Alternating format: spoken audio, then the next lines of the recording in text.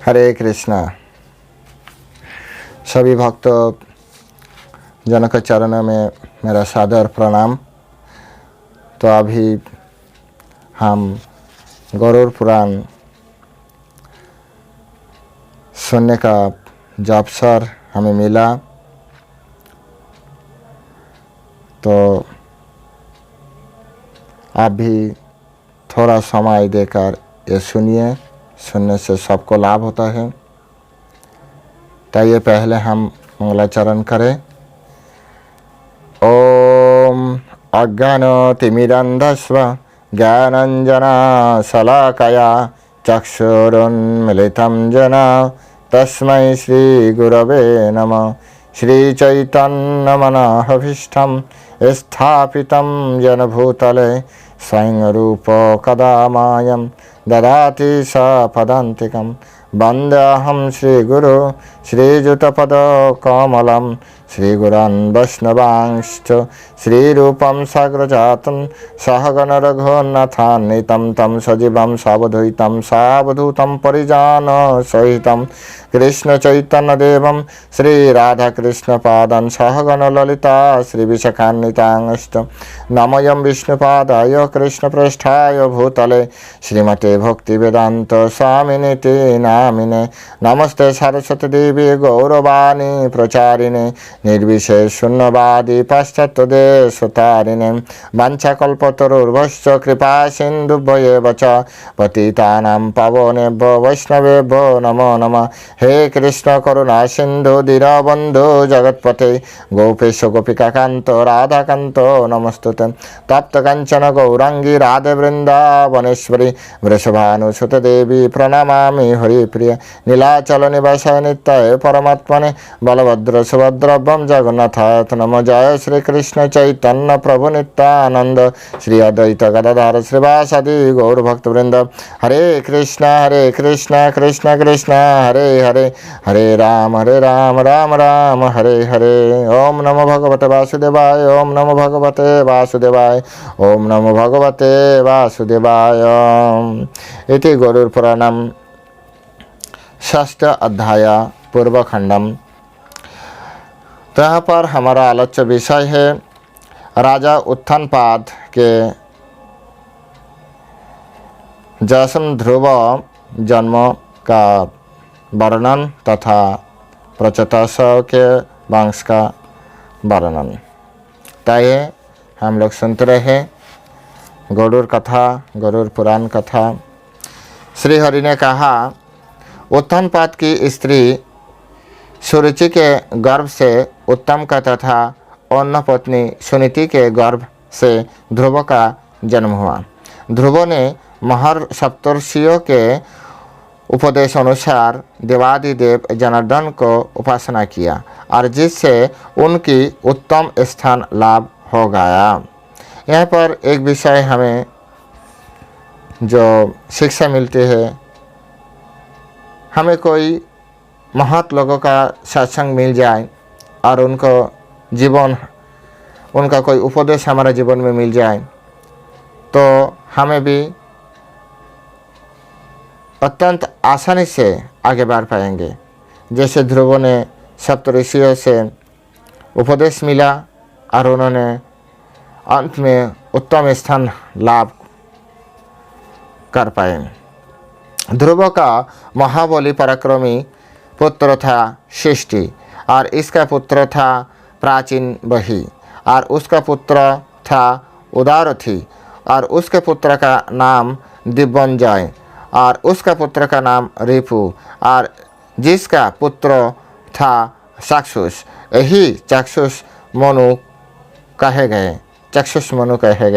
चाक्षुष का पुत्र था रुरु, उसका पुत्र था अंग का पुत्र था बेन और यह नास्तिक धर्म रहित एवं अधर्मी था। मुनियों ने इसका विनाश कुश प्रहार से किया था।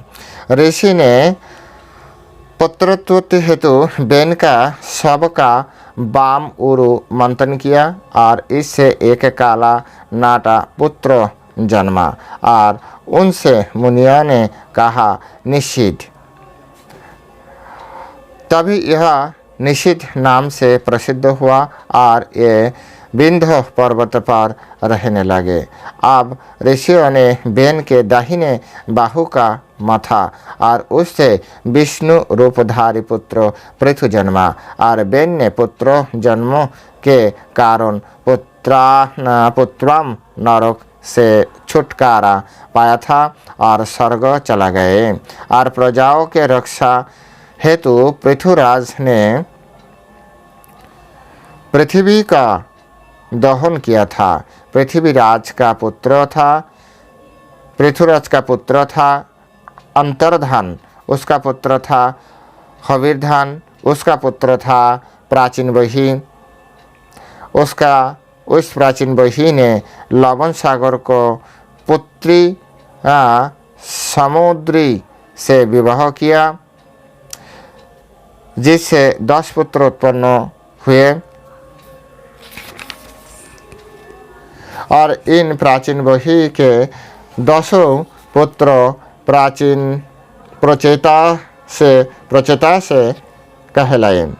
ये धनुर्विद्या में पूर्ण निष्णात थे और इन्होंने एक साथ एक ही धर्म का अवलंबन लेकर तपस्वारण किया। ये 10,000 वर्षों तक सागर जल में तप करते रहे और यह तप सागर में शयन उन्होंने किया और इससे इनको प्रजापति का पद मिला। उन्होंने मोहमरीषा से परिणय किया था और शिव के शाप से ग्रस्त दक्ष का मनुष्य जन्म मरीषा के ही गर्भ से हुआ। उन्होंने सर्वाग्र में चतुर्विधि मानस प्रजा को सृष्टि की थी, परंतु जब उन्होंने यह देखा कि शिव के शाप के कारण मानस प्रजा वर्धित नहीं हो पा रहा है, तब उन्होंने विचार किया कि स्त्री पुरुष के पारस्परिक सहयोग से प्रजा वृद्धि की जाए। इस पर उन्होंने वीरन प्रजापति की कन्या अश्विनी से परिणय किया और इससे दक्षों के 1000 पुत्रों का जन्म हुआ। देखिए यहाँ पर एक विषय तो हमारे सामने आए जो इससे पहले जो दक्ष 1000 पुत्रों को जन्म दिया था, तो इससे पहले जो संतान संतति इस जगत में आते थे वो नारी पुरुष को जो पारस्परिक संयोग मिलन से ऐसे नहीं होते। वो एक तरह मानस पुत्र और कन्या थे। उस टाइम लोग इतना सत थे, अच्छा थे, इतना धार्मिक थे जो उनको चिंतन से वो लोग सब कुछ कर पाते थे। तो बाद में ये जो नारी पुरुष का जो संभोग से जो संतान उत्पादन बाद में शुरू हुआ, यहाँ से हमारा ये हिस्ट्री है, तो इनसे हमें ज्ञान लेना चाहिए। लेकिन ये 1000 पुत्र नारद का उपदेश पाकर पृथ्वी का आदि अंत देखने चले गए। ये लौट कर नहीं आए। इन 1000 पुत्रों का अंत हो जाने के कारण दक्ष ने पुनः 1000 पुत्रों को उत्पन्न किया था। नारद के उपदेश के कारण ये भी अपने पूर्व भाइयों के मार्ग पर आ जाकर नष्ट हो गए और इससे दक्ष ने क्रोधपूर्वक नारद को शाप दिया कि तुम मनुष्य लोक में उत्पन्न होगे।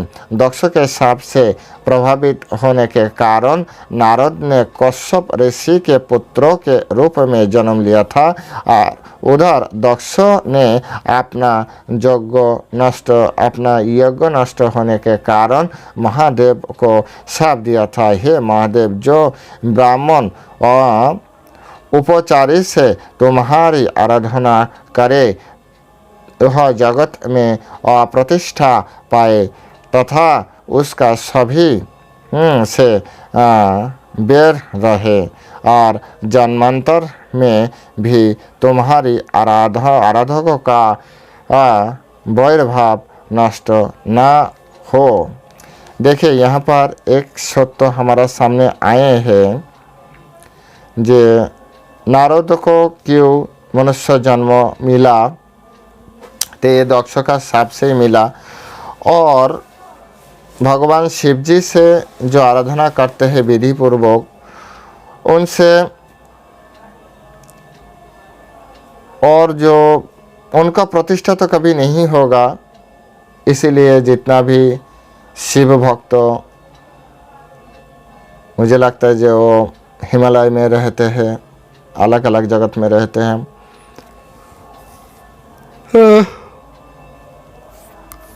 और उसका सभी से वैर रहे, वो जो अच्छा संपर्क शैवों के साथ किसी को नहीं रहेगा।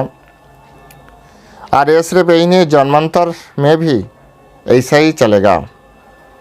ये दक्ष का शाप थे और दक्ष ऐसे छोटा मोटा कोई नहीं थे, वो भी प्रजा भगवान ब्रह्मा का ही संतान थे। तो इसलिए उनका शाप का अवमूल्यन नहीं होगा, और शाप भी फलेगा ही फलेगा। इसके पश्चात दक्ष ने अश्विनी से 60 कन्याओं का उत्पन्न किया, जो स्वरूपवान तथा तपशील थी।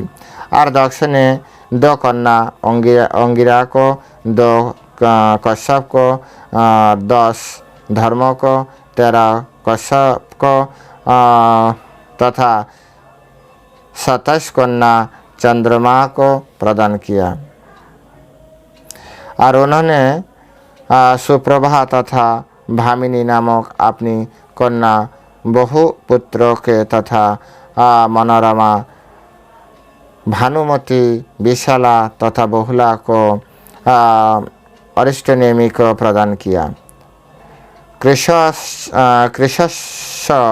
को सुप्रभा तथा जया प्रदान किया। और अरुंधति, बसु, दामी, लंबा, भानु, उसके बाद मरुदत्ती, संकल्पा, महर्ता, स्वाधा तथा विश्वा का विवाह धर्म से किया था। ये धर्मों की पत्नी कही जाती है। और कश्यप की पत्नियां है अदिति, दीति, दोनों, काला और अनायु, सिंहिका, मुनि, क्रोधुप, प्राधा, हरा, क्रोधा, बेंता, सुरभि तथा खगा। धर्मों की पत्नियों से उत्पन्न संतानों का नाम यह है। विश्व के गर्भ में विश्वदेवगण, साध्वा के गर्भ में साध्यगण, मरुतों के गर्भ में मरुदगण, वसु से वसुगण, भानु से भानुगण, महर्ता से महर्तगण, लंबा से घोष और दासी से नागविधि को उत्पत्ति कही गई है। और इस पृथ्वी का सब कुछ अरुंधति से उत्पन्न है। संकल्पा धर्मा का पत्नी थी और इनके गर्भ से सर्वात्मा संकल्पों का जन्म हुआ।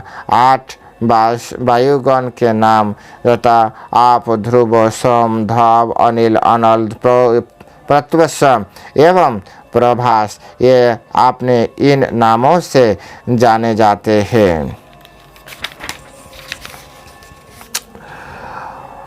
वसु आप के पुत्र वैतुंजय, श्रम, श्रांत, ध्वनि। ध्रुव वसु के पुत्र लोक संहर्ता काल। और सोम वसु के पुत्र है भगवान वर्चा। यही मनुष्य की वर्चस्वी अर्थात कांतिमान करते हैं। और मनहरा के गर्भ से भव वसु के पुत्रों का नाम रोहिण,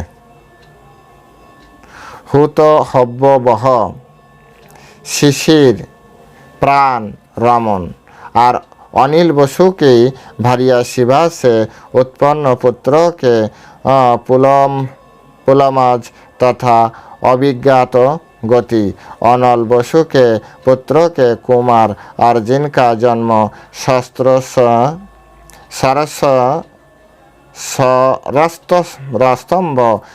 सरस्तंभ से हुआ था।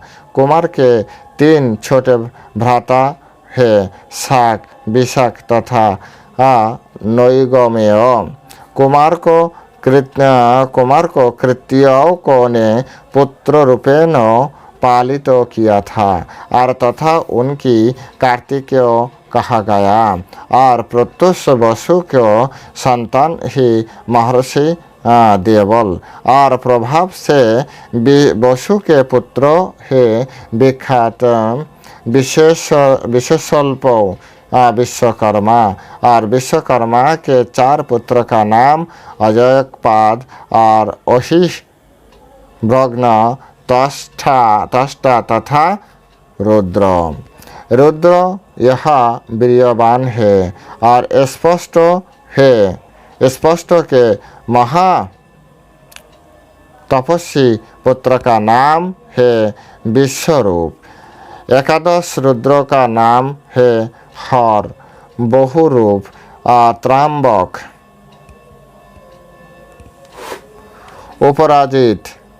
अपराजित, वृषाकपि, शंभु, कपर्दी, देवत, मृगव्याय और सर्व तथा कपाली, ये सभी त्रिभुवनेश्वर हैं। प्रजापति दक्ष द्वारा चंद्रमा को जो 27 कन्या प्रदान की गई थी उनका नक्षत्र वाला नाम प्रसिद्ध हो। कश्यप ने अदिति से 12 सूर्य को उत्पन्न किया और इन 12 सूर्य का नाम है विष्णु, शुक्र, अर्यमा, धाता, त्वष्टा, पृष्वा, विवस्वान और सविता, मित्र, वरुण, अंगुशान तथा भग, ये ही द्वादश आदित्य हैं। दिति के गर्भ से तथा कश्यप के औरस से हिरण्यकशिपु तथा हिरण्यक्ष, ये 2 पुत्र जन्मे और एक कन्या भी उत्पन्न हुई थी। उसका नाम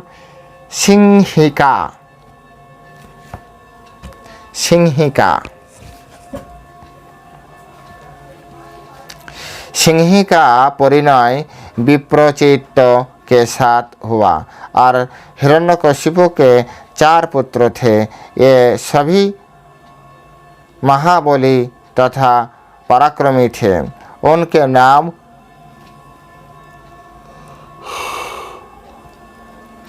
अनुल्लाद, लाद, प्रहलाद तथा संहलाद और इनमें से प्रहलाद विष्णु भक्त कहे गए और संहलाद के 3 पुत्र थे, आयुष्मान, शिवी तथा बाष्कल। प्रहलाद का एक ही पुत्र था, विरोचन, और उसमें बोली उत्पन्न हुए और बोली के एक पुत्र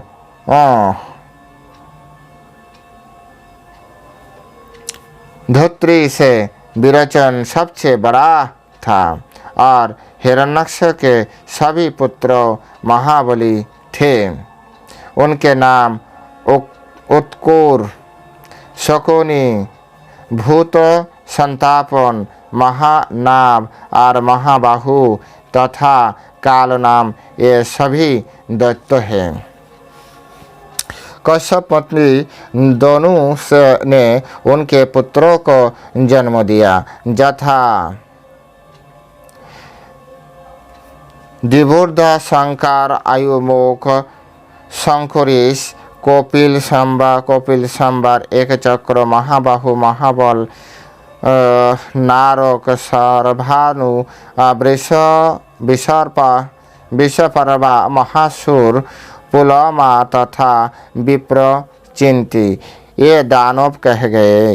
इन सब में विप्रचिंति सबसे अधिक महाबली था। सवर्णु की कन्या थी सुप्रभा। वृषपर्वा को कन्या थी शर्मिष्ठा और इसके अतिरिक्त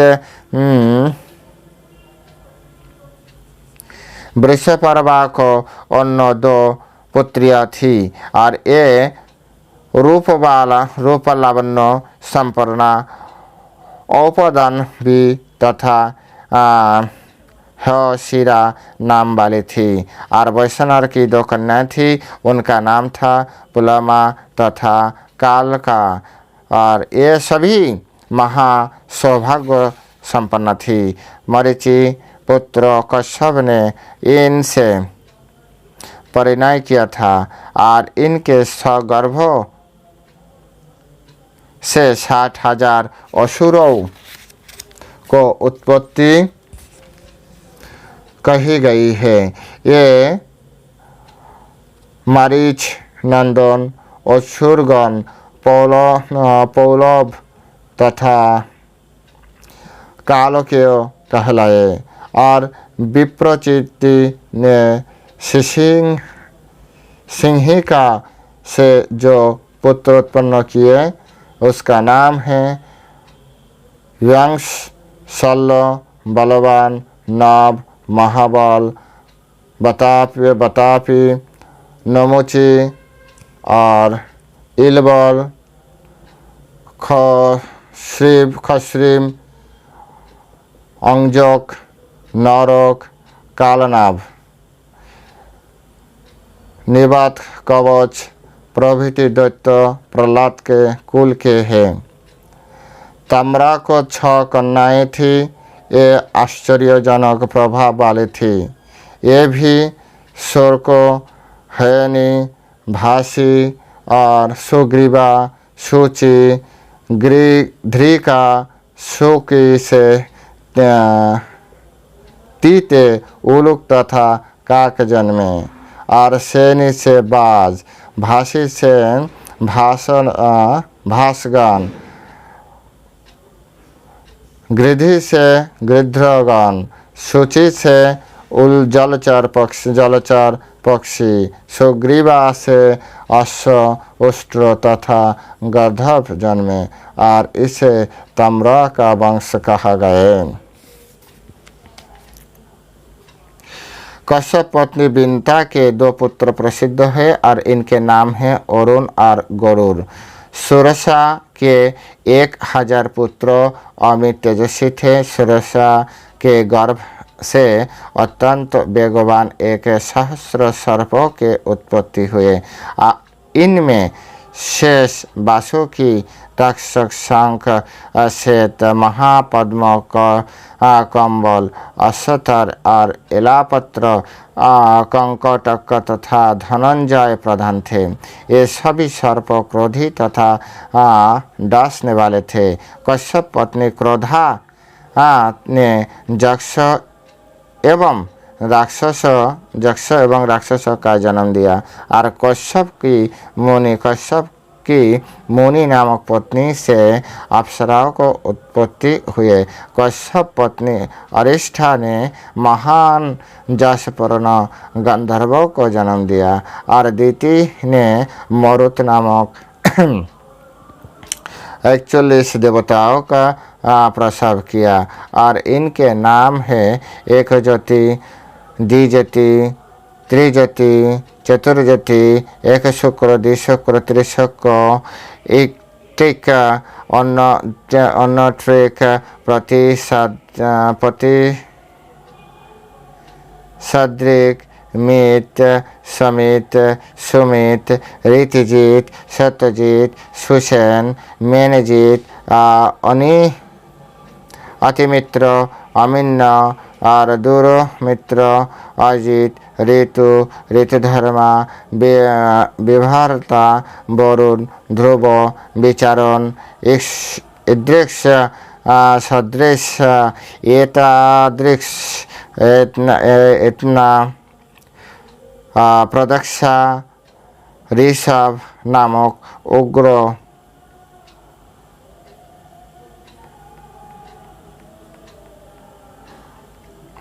ध्वनिभास विमुक्त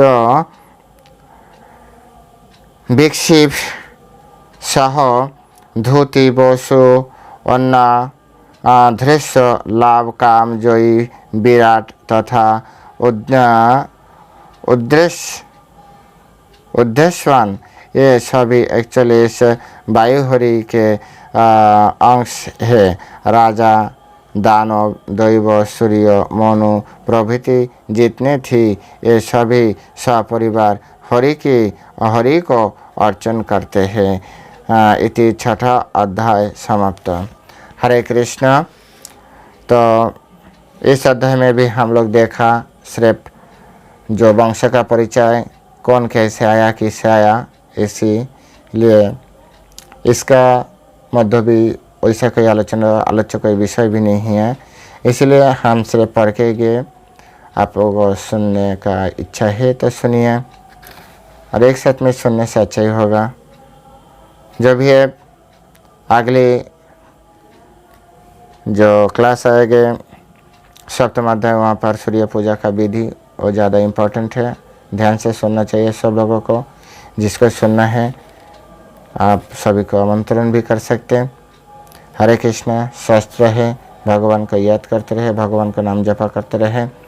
हरे कृष्ण। जय श्री प्रभुपाद की जय।